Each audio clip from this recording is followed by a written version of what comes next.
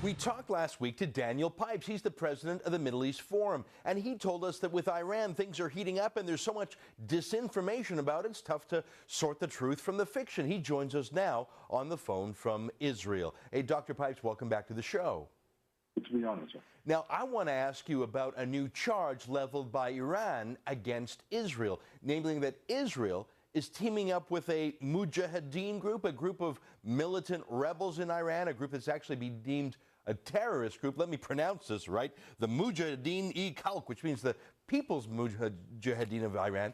So Israel's teaming up with domestic dissidents to kill Iranian nuclear scientists. Is that a plausible theory? Do you think it's true? And if not, do you think Israel should be doing it? Could I back up a bit and give some of the background here? Please do. Okay, this is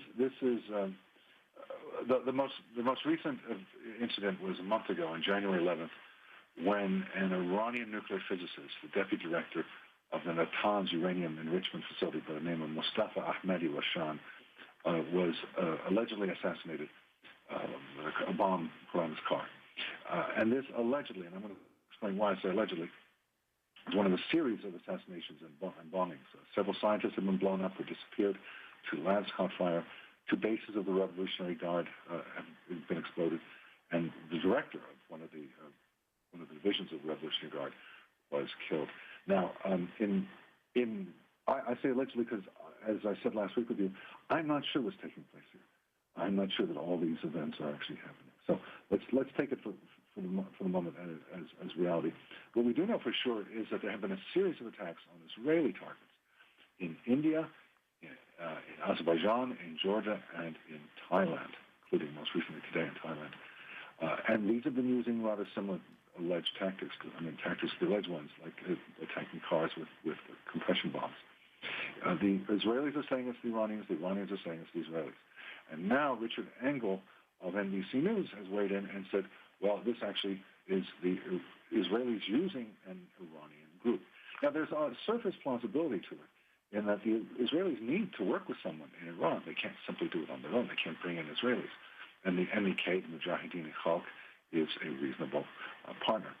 But at the same time, the author of this, the lead author of this article, man by the name of Richard Engel, has a long history of strong bias against Israel. He's not someone who I would look to for reliable information. The Iranians have been saying this, and clearly they want to keep the MEK on the terrorism list, as you noted. The U.S., not Europe anymore, but the U.S. still has MEK on the terrorism list, which, by the way, I don't think is valid. It shouldn't be. It was a sop by the Clinton administration over a decade ago, almost 15 years ago, to the Iranian regime at a time they hoped for diplomatic relations. And finally, the article has some very vague statements from Americans. They don't really endorse this entirely. So is this disinformation? Is this accurate? I can't tell you. But it's certainly plausible. At the same time, the source of it is a dubious one. So you're saying that there could be so many layers of intrigue here that, yes, it's possible Israel is teaming up with an anti-Iranian militant group, but it's also possible that Iran is making up even the very fact of these assassinations in Iran to keep the pressure on their opposition opponents and to say that later on their attacks against Israeli targets is simply a tit for tat, so that it could be an extra layer of strategy and duplicity by creating a fake attack against themselves, reporting a fake attack against themselves. It sort of legitimizes their own real attacks against Israel. Do I understand your logic correctly? Yeah, we don't know. This is potentially all very accurate, and it's potentially a complete tissue of lies. And we on the outside just don't know. So I tend to believe that these attacks are real in Iran. I tend to believe that the Iranians are responding by attacking the Israelis. Whether the Israelis are using the MEK or not is an open question. I would tend to think it makes sense and it's plausible. MEK despises the regime in Iran. The Iranian regime despises the MEK. It's very fearful of it. So there's a logic to it. I mean, who would be more logical for the Israelis to partner with? I can't offhand think of anyone. So it's reasonable. On the other hand, it could be complete calumny and falsehood. And we just can I'd say wait 5 years or 10 years and we'll find out what the truth is. Yeah, well, we might only have to wait 5 months before a conflagration. I understand that a U.S. carrier naval battle group has passed through the Straits of Hormuz, and it's being shadowed by Iranian boats, suicide boats armed with huge bombs. Tell me what you know about this situation. And, I mean, those are pretty narrow waters to have that kind of cat and mouse game going on. They are indeed. The major naval forces are used to encountering other major naval forces. It's like armies are used to encountering other armies. But the Iranians, being not having a lot of wealth, tend to use cheap attacks, such as IEDs, bombs, terrorism, or in this case, small, rapid boats with heavy arms on them, bombs.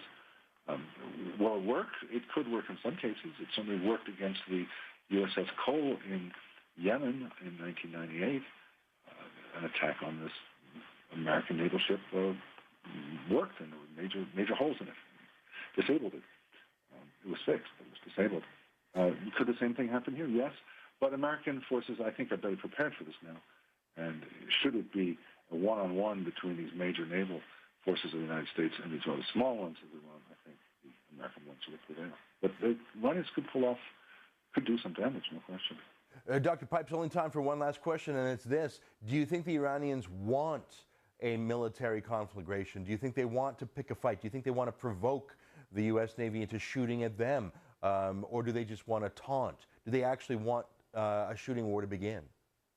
Well, there could be some Iranians in the leadership who want an actual conflagration.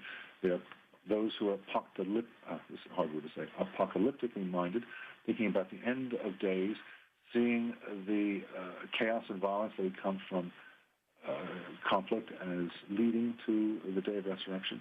There are some Iranians who think that way. There are plenty who don't.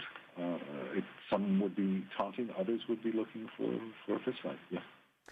Dr. Pipes, thanks for joining us today from Jerusalem. You stay safe over there and you keep us posted.